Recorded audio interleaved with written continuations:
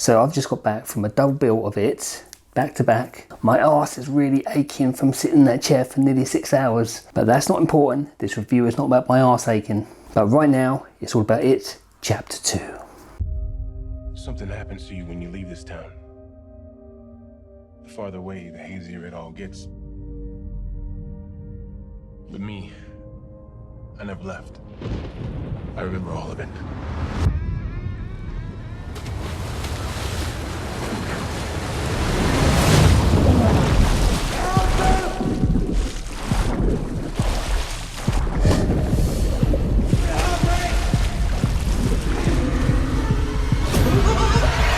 So concluding 27 years after Chapter 1, we now meet the losers who are older and leading grander lives, and they're called back to Derry to fight against It once again, now that It has emerged from his 27 years in hibernation. To summarise very quickly, It is a good film, and that is to be expected.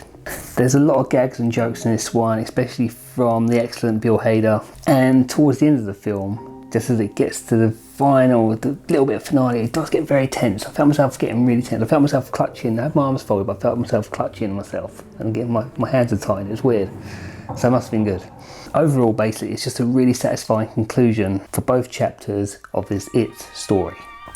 So before seeing this film, I read the book for the first time ever in my life. All 1,166 pages of it. And I think I'm really going to have to base my review on this.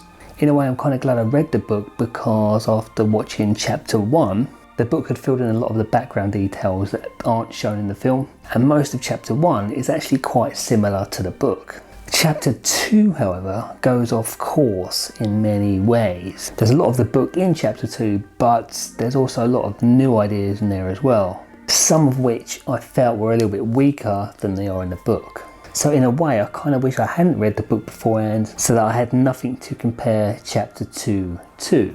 What I would recommend though is, if you can, watch these films back to back. Like if you can't do it at the cinema though, then watch Chapter 1 just before you go and see Chapter 2 at the cinema.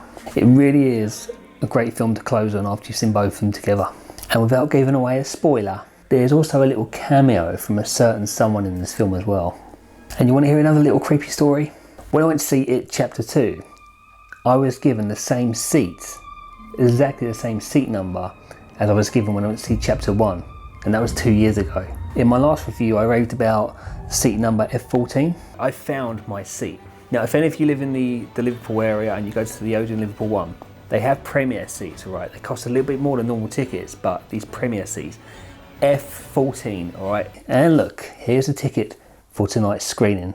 I don't know if you can see it. F14. It was a different screen. I saw it in IMAX last time. I saw it in the one next door to the IMAX this time, but the seat row and the number are exactly the same. Spooky.